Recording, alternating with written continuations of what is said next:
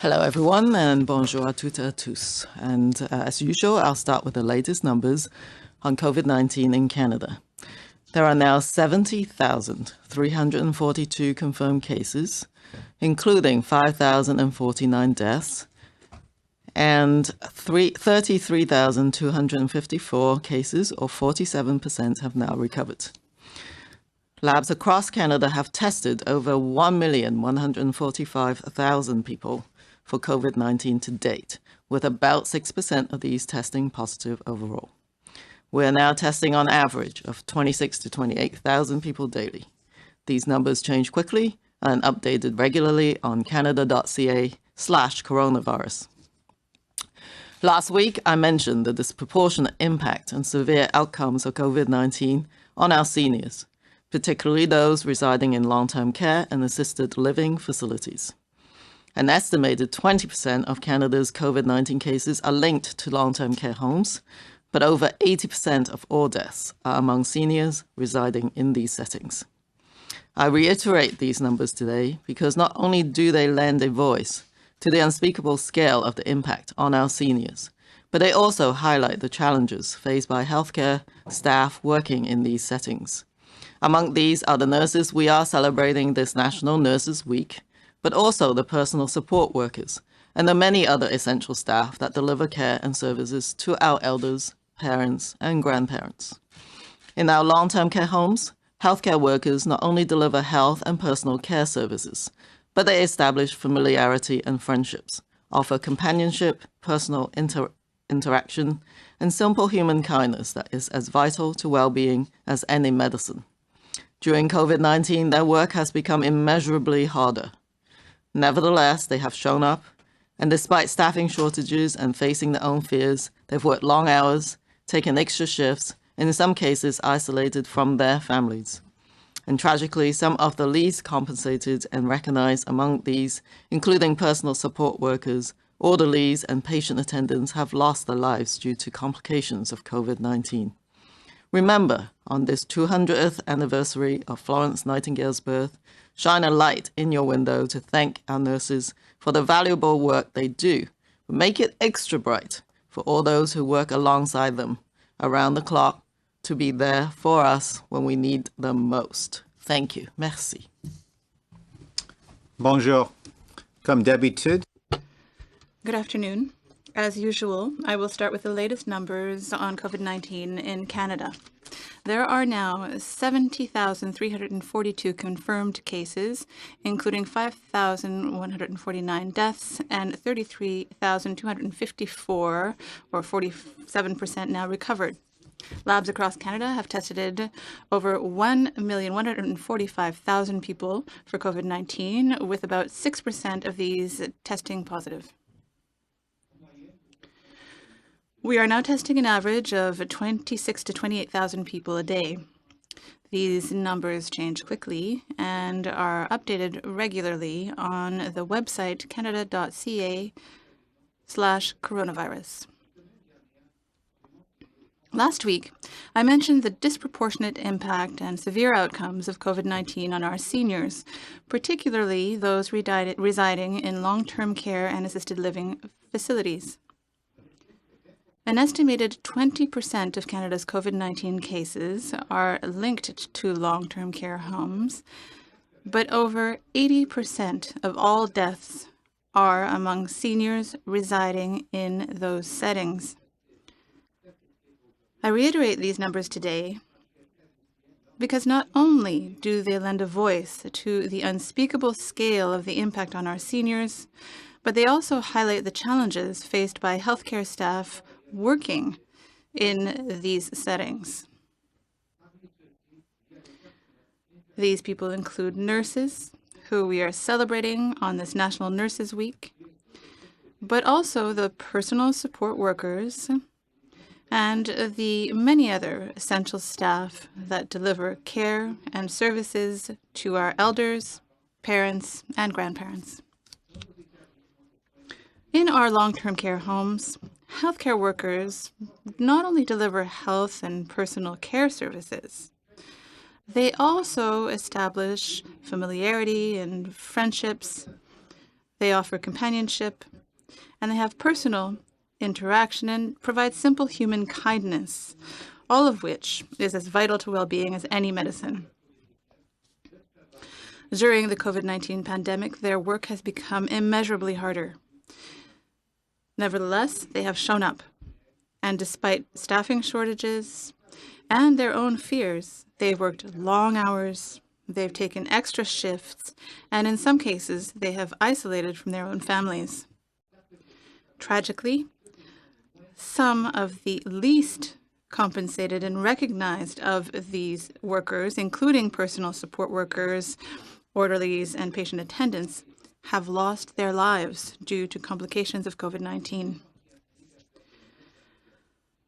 Remember, on this 200th anniversary of Florence Nightingale's birth, shine a light in your window to thank our nurses for the valuable work they do. Make that light extra bright for all those who work alongside them around the clock to be there for us when we need them most. Thank you. Okay, thank you, doctors. We will now open the line to questions. Vous pouvez poser vos questions dans l'une des deux langues officielles. We ask that you limit yourself to one question and only one follow-up. For those asking a question in the room, we ask that you make your way over to the freestanding mics. Operator, over to you. Thank you. Please press star 1 if you have a question. Appuyez sur étoile 1 maintenant pour poser une question. Notre première question est de Micheline Laflamme de Radio-Canada. À vous la parole. Please go ahead.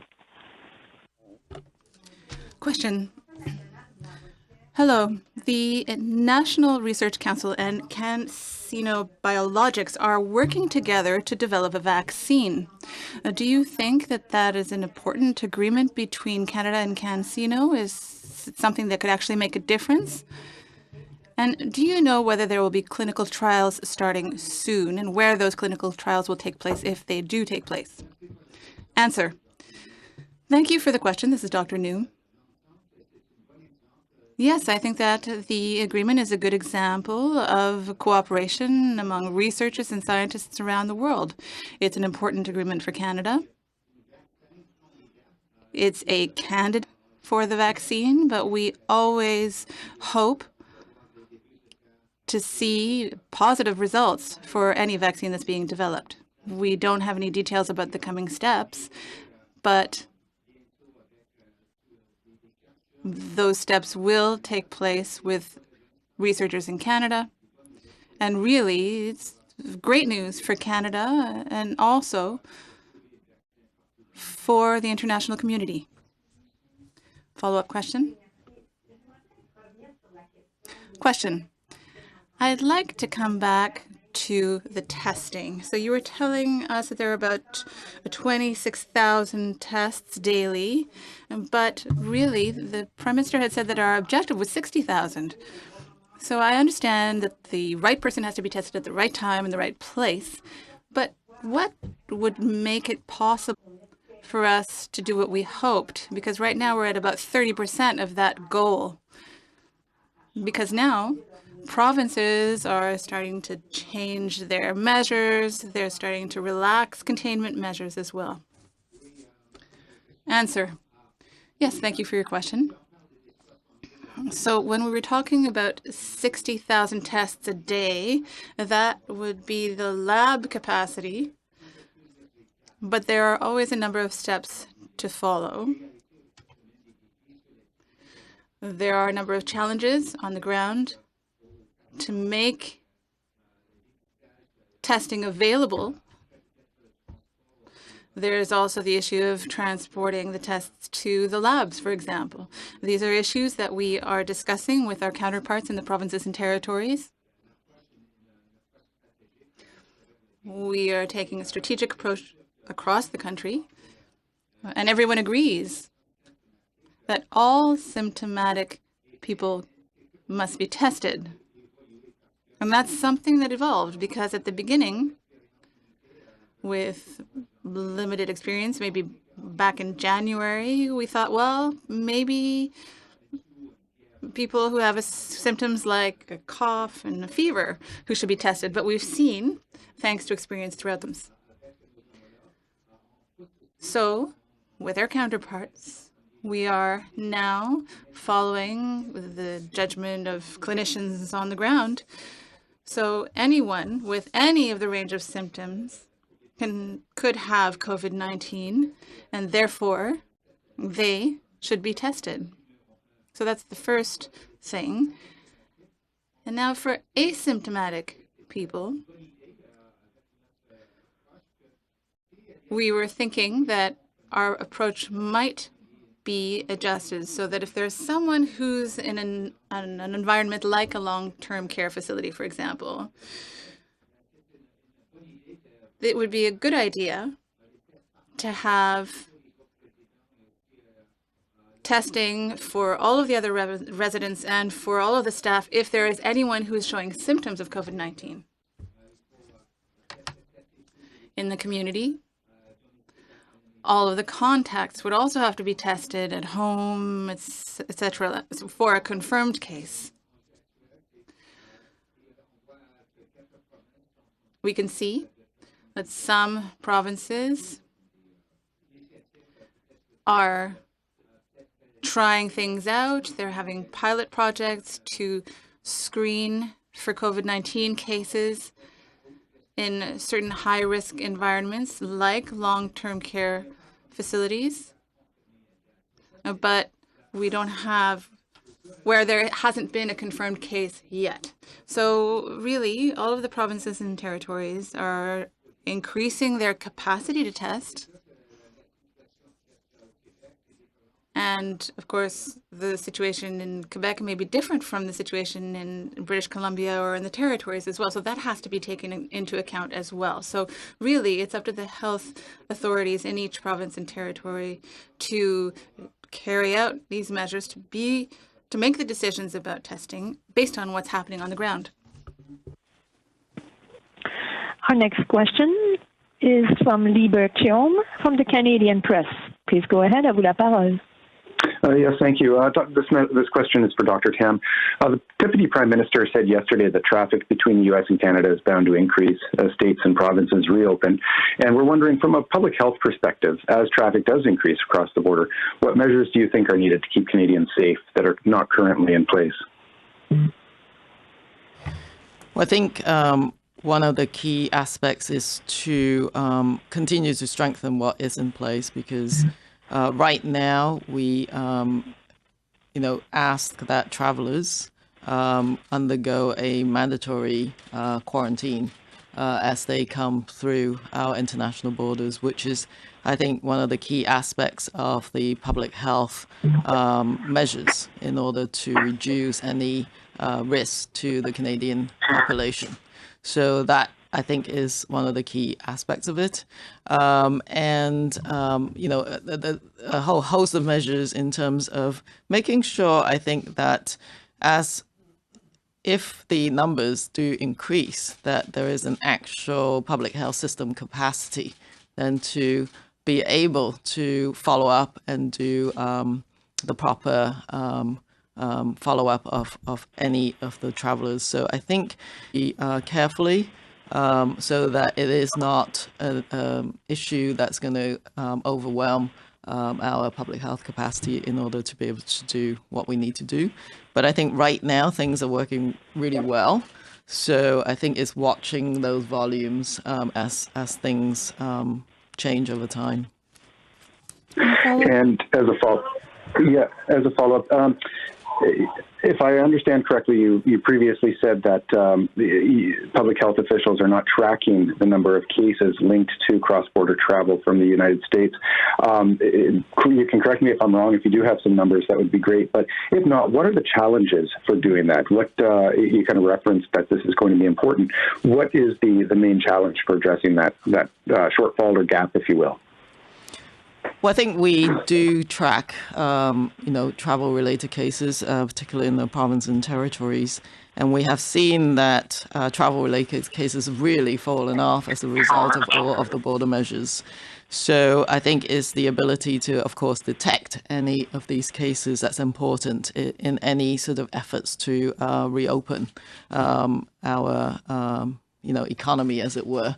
So I think some of the capacity that we've talked about in terms of, the ability to test, track, isolate, and quarantine are still the key cornerstones. Right now, anyone who comes in, provided with a mandatory quarantine order, they have to specify the plan that they have to suitably quarantine as well. Of course, symptomatic people are immediately isolated. And of course, then we track anyone who's actually isolated at the border. But those who are asked to go into mandatory quarantine have a plan to do so. And if they had developed any symptoms, of course, they'll be followed up by local public health. We're also doing, following up to make sure people are complying with the orders as well. And that includes collaboration with our peace officers and others. So, all of that foundation is there as we begin to see if there's any increase in volume. Thank you, operator. Next question on the line. Notre prochaine question nous vient de l'inaudible de la presse canadienne. À vous la parole, please go ahead. Yes, hello.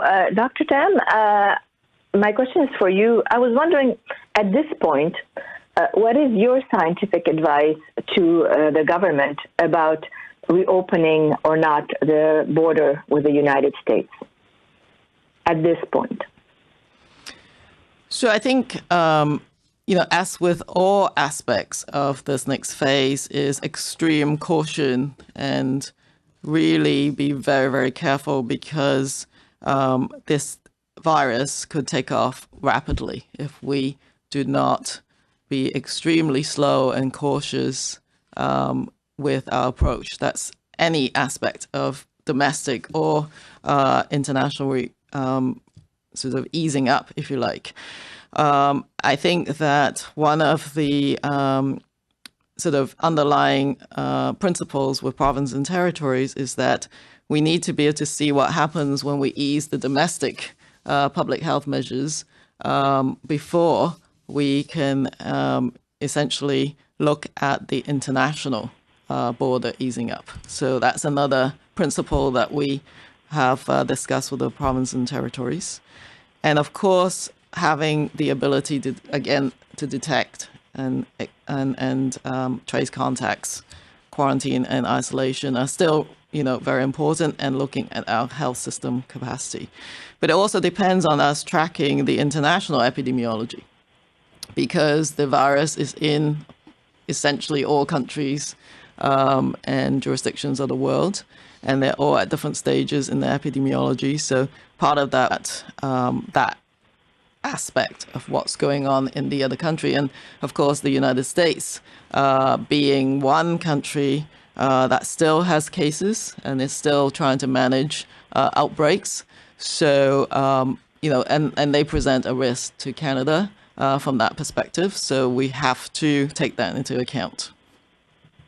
Thank you, Lena. Okay, yes, thank you. Well, you know what? You gave me enough on this. My follow-up would be on testing. So long ago, like a day or two ago, you were saying we should not be testing too much because we're going to get false positives. We shouldn't be just testing at random. And now more and more people are saying, in different provinces, are saying we want to test more. We want to test non-symptomatic people. We want to test in the community. So has your thinking around that changed? Should we be testing more as long as we have the tests? Should we be testing more? Well, I think as things and public health measures ease, we know that we have to have the ability to rapidly detect and cases and deal with contact tracing. So that capacity must be there. So I think we have to, right now we're having an active discussion with provinces and territories as to, well, what more can you do on top of the diagnostics and case and contact tracing, which has to be absolutely paramount. Is there areas such as high-risk settings like long-term care facilities where some jurisdictions are looking at more of a screening approach, such as what Ontario is doing right now. So some of these aspects are being actively discussed. But on the whole, one of the key strategies is to widen the symptom list, if you like, and be able to test anyone who has mild symptoms. That is casting the net a lot wider than, of course, in the middle of the epidemic, when we essentially asked people with mild symptoms to stay at home and wait out their symptoms, and many of them were not tested at that stage. And so in this next phase, the initial increase in testing is going to be focused on that aspect. Thank you, Dr. Tam. We'll now come to the room for the next question. Mackenzie? Hi, doctors. Mackenzie Gray from CTV News. One of the things that government departments, airlines, lots of other businesses are looking at doing now to determine whether or not people are ready to go back to work is taking their temperature before they come into the store, go into work. Can you speak to the effectiveness of whether or not someone's temperature is a good indicator of whether or not they have COVID, and whether or not it will help us be able to detect people who have asymptomatic cases of the virus? Yes, I can comment. So maybe going backwards from what you just said, if someone's asymptomatic, obviously a temperature check is not going to detect anyone who's asymptomatic or pre-symptomatic. And people can also have very vague symptoms that, that doesn't include a fever, for example. So those people will obviously not be screened. And so then you're left with potentially someone who with an actual higher temperature. So that at that point, if you had someone with high temperature, you can't tell at that moment in time what that higher temperature is due to.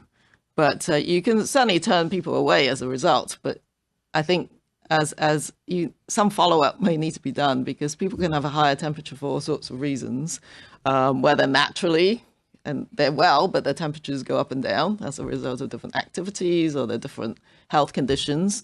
So it's not a very specific means of screening, of course, as you can imagine.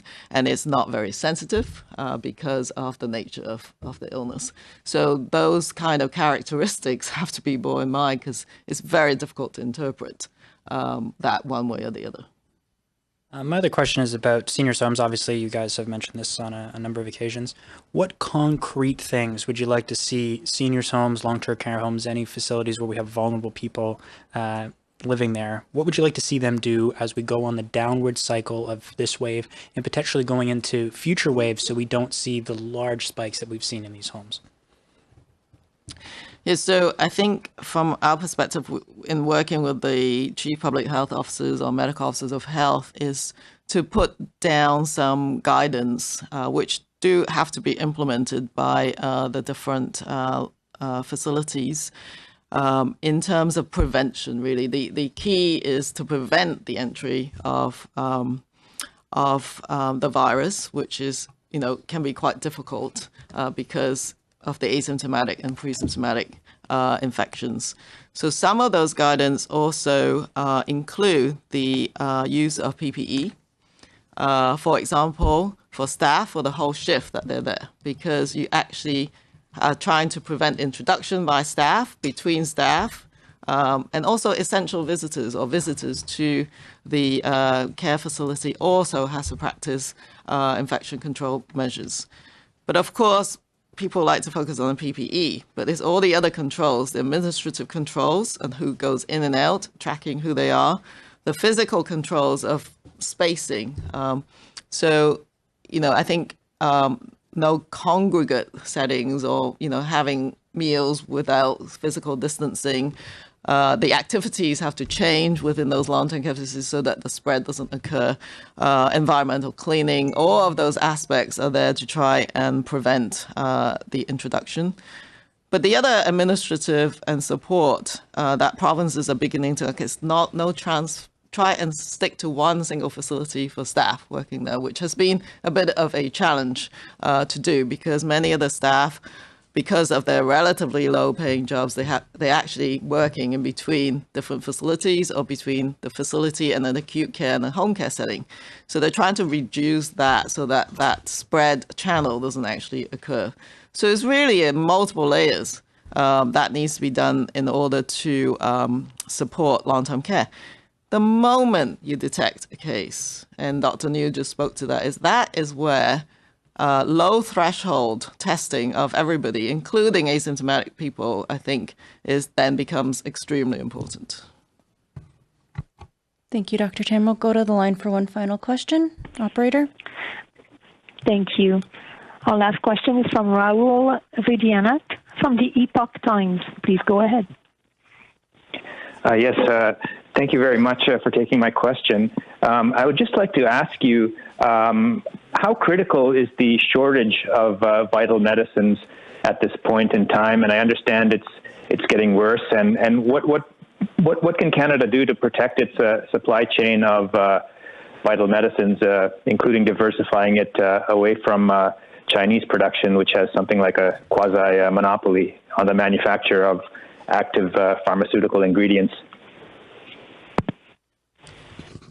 Thank you for the question, and I might not be in the best position to answer that, but I know that our Health Canada colleagues monitor and facilitate the sort of constant discussions with the province and territories on any signs of any kind of drug supply or essential supply issues from that front. So I know that there are mechanisms through which they are monitoring this very closely, and I think they're looking at different strategies. Just as we have with public health supplies like lab supplies or PPE in the healthcare sector, I think exploring all options, including domestic capacities, is part of the approach as well. Thank you. And your follow-up? Thank you. And we've obviously heard many reports of receiving faulty PPE from China, not just Canada, but other countries. But what is your level of concern about the actual medicines that are being made there, given that you can't do on-site investigations during this pandemic? I think, again, any details, I think I would defer to our Health Canada regulatory colleagues. Of course, Canada has a robust regulatory regime, and that is there to ensure that medicines meet certain standards and requirements. And I know that Health Canada colleagues collaborate with other international regulatory authorities as well, whether they be the European Medicines Agency or the US FDA. So they have different mechanisms to try and ensure that Canadians get safe and effective medications. Okay, apologies, doctors. We're going to come back to the room for one last question. Hello. Sean Kilpatrick with the Canadian Press. We're seeing this term, the new normal, being thrown around. I'm wondering what both of you see as what the new normal is going to be.